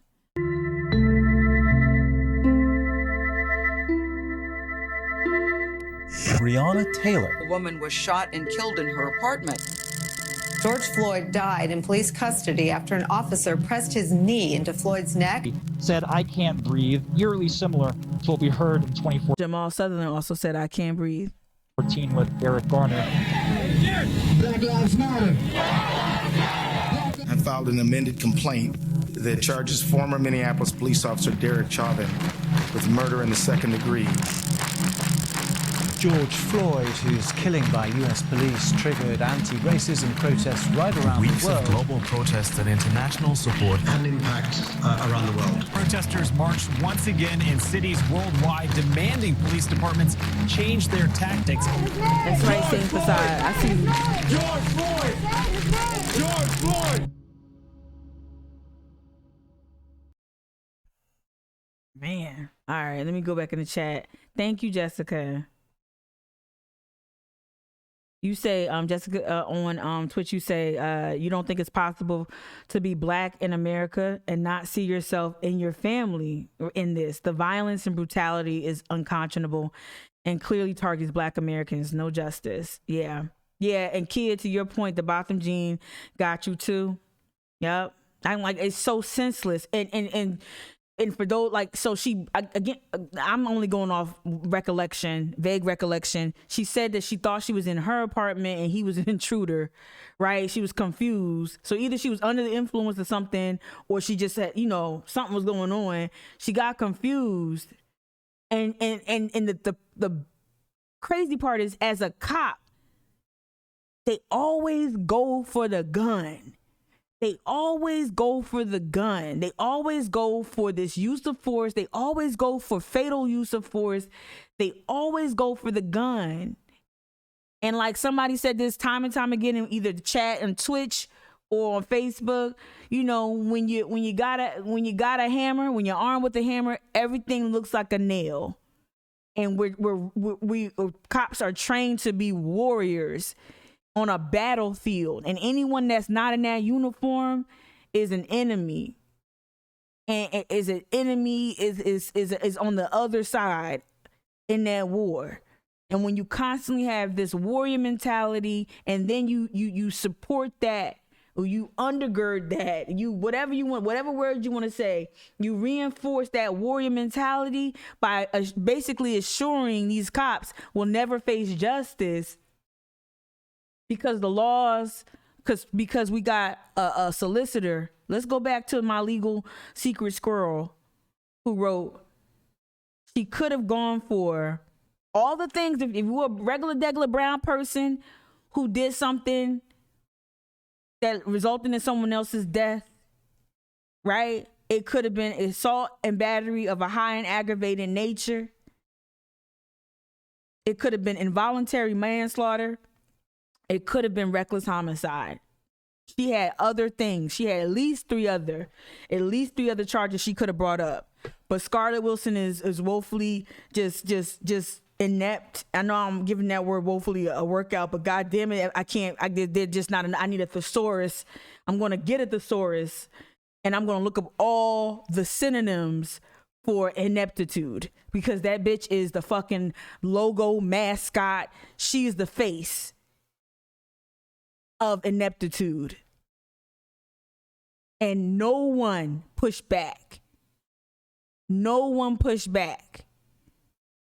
Outside of Fernando, who I've watched in real time, challenge what's being said at these press junkets or these press conferences, I really don't see our press corps pushing back and asking critical questions. Why don't you get in your DMs and talk to legal professionals, talk to an ALLY or talk to an ACLU, or, you know, why don't you talk to either former or current public defenders and ask them, well, what's your take? Or what could have been another avenue? Why don't these reporters do that and then ask those questions? Well, what about assault and battery? What about involuntary manslaughter? What about reckless homicide? Make her stumble and fumble over her words.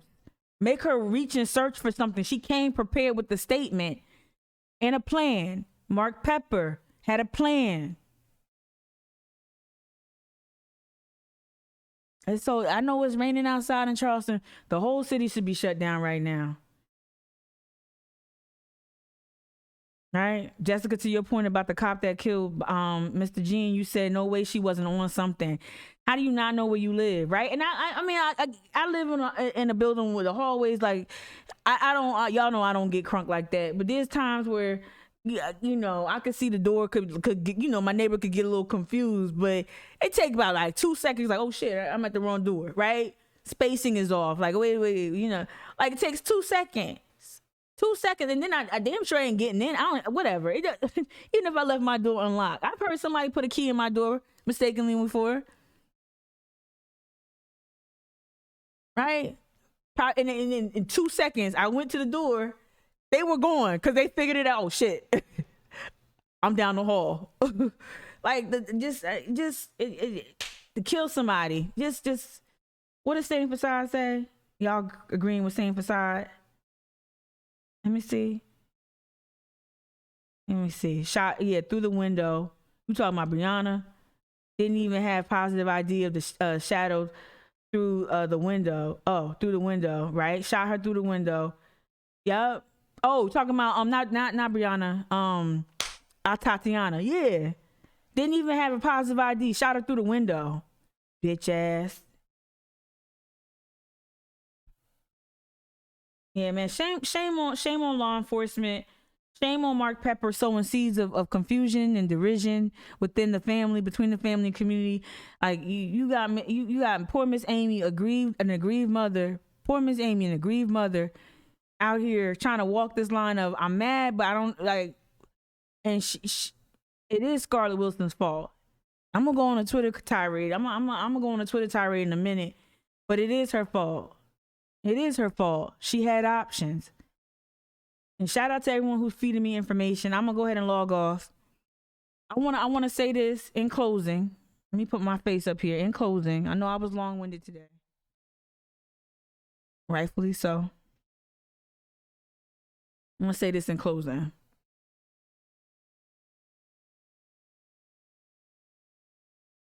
Just trying to make sure everything's everything.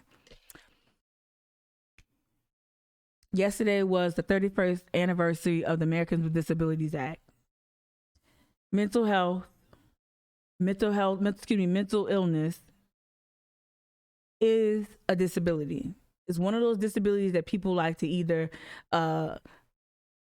they have an unfortunate stigma attached to it.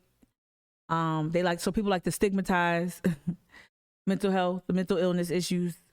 It's one of those things like we see with Naomi Osaka, when you tell somebody that you got like this type of anxiety and that you're awkward and you know, speaking to the press following a very stressful athletic event, you know, you don't really feel like that. You don't want to speak to the press at a certain, when you say that, then you got a trash bag like Megyn Kelly, whose biggest journalism highlights is asserting that Santa Claus is and Jesus is white. So this fake ass journalist that's probably 90% hair, 10% brain activity, she can fix her lip and terrorize this young girl because you see Naomi Osaka on the cover of Sports Illustrated. And so for some reason we do these crazy things with people who deal with mental health, all kinds of mental health issues. We do this thing where, well, she went out in public. Well, she's a celebrity. Well, she was on TV. Well, she was at the Olympics. And not understanding that it's more complicated than that. Right? If it was somebody who had some sort of autoimmune disease, right? That manifests itself in a way that you could see or you can assess visually. And they got up and were able to go to a photo shoot, or they got up and were able to go to an award ceremony. We talk about how brave they are for showing up despite their illness. But people like me with bipolar disorder, with anxiety, we tell people that this shit happens to us, that we're dealing with this, that I suffer from suicidal ideation, and we either locked up, fired from our jobs, we are criminalized, we are marginalized, we are made fun of, we are not believed. Like with Naomi Osaka, we are not believed because you can't see the injury. Moms dealing with postpartum. Right? Like all kinds of things. Like y'all don't know, like sometimes my anxiety gets so crazy that if I have to go get gas, like sometimes I'm so like it'll cripple me that I won't even get out of my car to get gas because I'm fearing some sort of like not male attention, all that bullshit, but like I'm fearing some sort of somebody will see me or somebody or this and that. Like I remember when I was going through my lowest, when I was dealing with my bipolar disorder. I'm bipolar 2, right? So it's like I don't want to say more mild, but it's a different kind. It's not bipolar 1.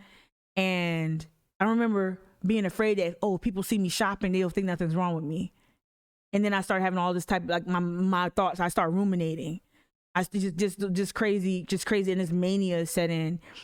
And I can't make simple decisions.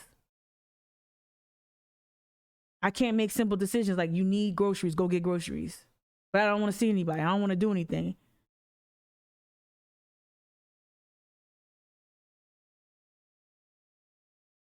Mental health issues, mental illness is a disability. It needs to be recognized as a disability. No one should have to go to jail when they're in crisis. No one should have to be terminated from their employer when they're in crisis. No one should be denied health care and access to resources when they're in distress. We need to start recognizing mental health and mental illness for what it is. The irony of this inept Ninth Circuit Solicitor Scarlett Wilson, the irony of this woman coming out to a podium on the 31st anniversary of the Americans with Disabilities Act to tell us that she won't bring justice to the slain, to the family of the slain Jamal Sutherland, who was 31 years old when his life, the irony of all that, the 31, the anniversary, his mental health crisis. Just don't lose that. Don't lose sight of the mental health part of it when we're talking about this. And, y'all light them phones up. Please light up them phones. Scarlett Wilson shouldn't have a sound night of rest. She shouldn't have a sound night of rest throughout her time in office. She should not be able to sleep easy. And for those of y'all who are mischaracterizing that as a violent threat, that's not what I'm talking about. She should feel anxious. She should be met by phone calls, a barrage of phone calls, cries for justice. She should be made uncomfortable. She should be made to account for bungling this thing from the beginning. I didn't even have time and energy to go through all the missteps. She should be held to account. She should be looking over her shoulder for the next candidate that we should be lifting up. The Democratic Party, we got another. What we doing with Ben Pogue? Democratic Party, what we doing with Ben Pogue? Because Ben Pogue should be commandeering a bunch of microphones right now. Who's going to be her successor? Democratic Party. Who's going to be her successor? Democratic Party. Shouldn't be a night. She shouldn't have not one night of good rest. She should feel anxious and uneasy every day she steps up and puts on those cheap shoes with those chunky highlights, right? she should be like, is this the day I might lose my job because the public outcry is so loud? This is the day this is the day that they really call me on my bullshit. She should be uncertain every day. Every day when she puts on that Dillard's suit, she should be like, is this the day I'm really gonna get called out for my bullshit? Is this the day all my allies leave my side? All my black protectors and Black MAGA and Mark Pepper?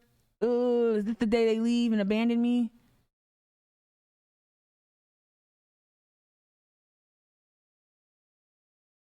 Every day she should be looking over her shoulder because her competition is coming. The person that we're going to run against her is coming. Every day. Every day. Every day. I'm going to read this on Twitch and then I'm going to bounce. Legal standards for evaluating reasonable force was decided in a Supreme Court decision in 1989. It involved a black type 1 diabetic who was suffering from low blood sugar. A man who was in medical distress was assaulted and set the fucking standard for use of force. Let me read that again, Meg. Thank you, Meg. Thank you, D. Bartlett. Thank you, Jonick James. Kia, Nicole, thank you. Legal standards for evaluating reasonable force was decided in a Supreme Court decision in 1989. It involved a black type 1 diabetic who was suffering from low blood sugar. A man who was in medical distress was assaulted and set the fucking standard for use of force. I didn't know that either. Same facade, I didn't know that either. You know, I used to work as an executive in retail, and I remember I was in a Target in the Philly metro area, and a woman just started jumping up and down in the pharmacy section. She started just jumping up and down and knocking like merchandise off the shelves. And it was an older black woman. And she was just jumping up and down. I'm like, what the fuck? And the pharmacist came from around the counter and diagnosed it immediately. Was like, she's a diabetic. Let's get her, you know, they did their thing with the candy and everything. But it makes you act. I didn't know how like your sugar levels can make you act. I didn't know that. I never encountered that, right? I didn't have any immediate family members that had diabetes, nor any extended family members who ever went through that. And I remember like, whoa, you know, had the circumstances been different, like had a cop been there or something like that, like she might have been met with force. Had she not been right in front of our pharmacy staff, she might have been met with force because she just looked bizarre and she was just like, you know, she was just, you know, she was in distress. And so it makes you think about all kinds of ways that people with disabilities encounter the world and how they have to navigate the world, and they are at the mercy of folks, you know, at other people's humanity, right? Whatever that is. Like my secret squirrel source says, you know, hopefully people have this innate humanity that kicks in and they can see something beyond the act, right? All right, Graham versus Connor. I'm on it. Assaulted by Charlotte Police Department. All right, I was probably 8 when that happened. I'm gonna look it up. Thank y'all for holding me down. Thank you for your support. Thank you for tuning in. I will probably continue this conversation tomorrow. And I ain't gonna lie, I'm fed up, and I ain't gonna give my opposition that's watching, I ain't giving nothing to work with, but there will be a response to this bullshit. I had a tough day yesterday, very, very tough, but guess who's tougher? Guess whose mother is tougher? My mom. Guess whose pops is like, you got this? My pop. So I'm gonna be around a little bit more. That's the good news. I'm gonna be around a little bit more. Had a tough day yesterday. I'm gonna be around a little bit more. Y'all can start working that together. Can't say too much. I'm gonna be around, and I'm gonna be on Twitch a little bit more. So you're likely to see notifications from me at different times beyond the 7:30. I'm gonna stick with the 7:30 program, but you're gonna likely see notifications of me going live at different times. Maybe responding to breaking news. All of that. So get used to seeing a little bit more of me. Okay. A lot more of me. And yeah, and I'm excited for this next chapter in my life. Yup. I'm excited for this next chapter in my life. I worked on my tan lines this weekend at the pool. I'm ready. I'm ready for the next chapter. All right. I'll talk to you. Hit me up on my DMs if y'all want to know what happened. And Kia, you missed the show yesterday, Kia. Kia. I don't know if you still watching. Kia, you missed the show yesterday. Kia, yesterday was your show and you wasn't here. You wasn't here. Go back and watch the live stream, Kia. Because yesterday I had a ball. Kia. Let me see if I can give Kia a little. I'm going to be a little messy. I'm going to be a little messy. This is a hint. This is a hint of what you missed yesterday. If Kia, you watching? Drop something in the chat real quick if you watching. I can show you a hint. Let me see. She probably like, I'm going back to sleep. Okay. But no, if she's not there, I ain't gonna say it. I ain't gonna get messy for no reason. All right.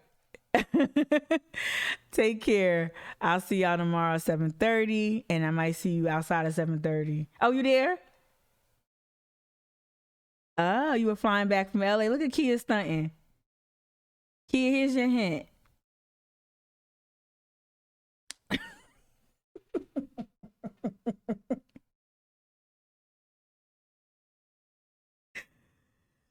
So I'll see y'all tomorrow. I just wanted to end on a petty ass funny note.